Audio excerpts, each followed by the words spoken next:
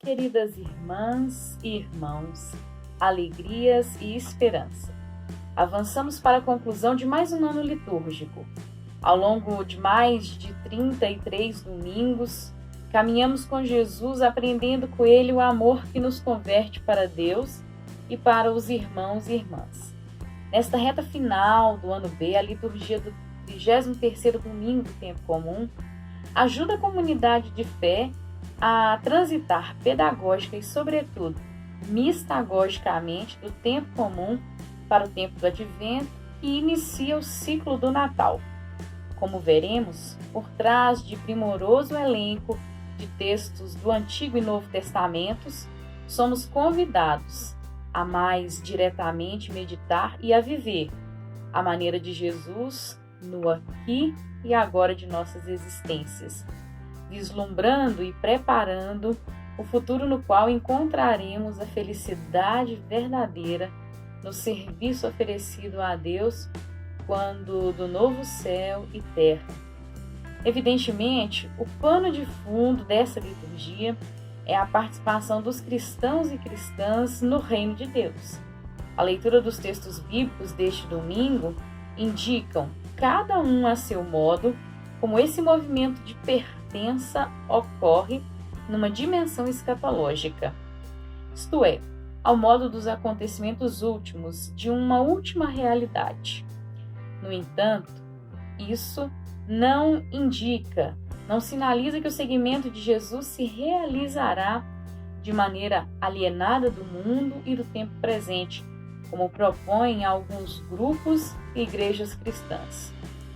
A participação no reino é para agora.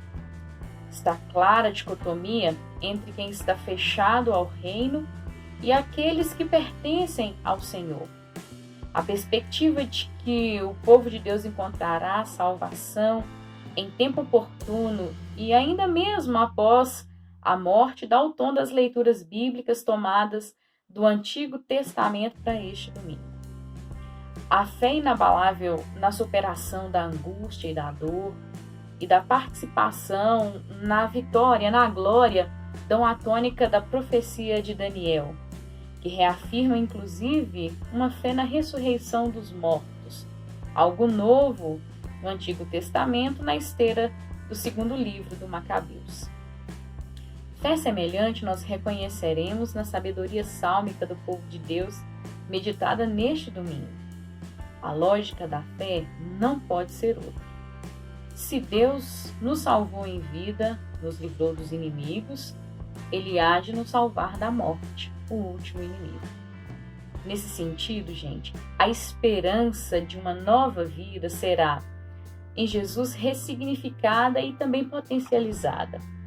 Podem passar céu e terra, mas a palavra de Jesus permanece, anunciando e realizando o tempo novo, o reino que suplantará todas as relações e instituições que impedem a vida florescer. O anúncio profético de Jesus em tom apocalíptico pode enganar pelo imaginário futurista de um povo que vive à espera de um Messias bélico e também apoteótico. O anúncio é antes uma leitura daquilo que já está acontecendo, por meio das obras e das palavras de Jesus. Ele que consumou na sua entrega definitiva na morte de cruz e também na sua ressurreição. É nesse sentido que o trecho do livro aos Hebreus salienta a figura de Jesus Cristo, partícipe na glória de Deus, como aquele que realizou, uma vez por todas, a reconciliação definitiva daqueles que por ele são santificados. É importante salientar que a fé em Jesus Cristo, transmitida pelos sábios, pelos profetas, realiza-se numa dinâmica toda escatológica, dinâmica do já e do ainda não. Isso significa que o que se manifestou do reino na pregação e atuação de Jesus alcançará sua plenitude quando seja do conhecimento de Deus e do desconhecimento do povo.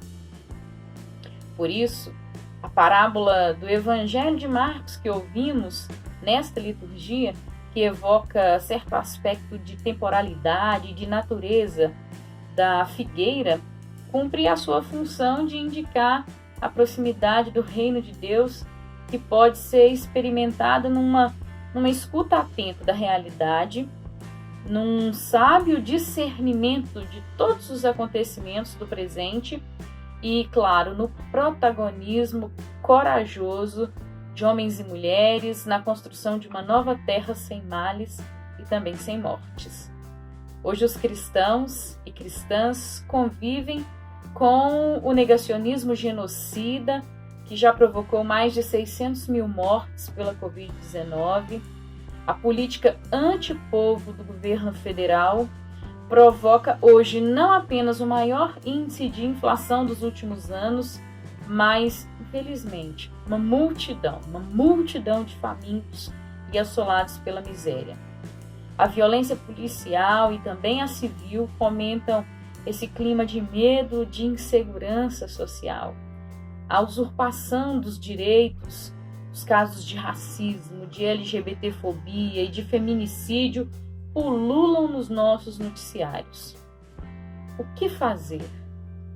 Os cristãos, o que fazer? Sem dúvidas, devemos alimentar a esperança pelo reino.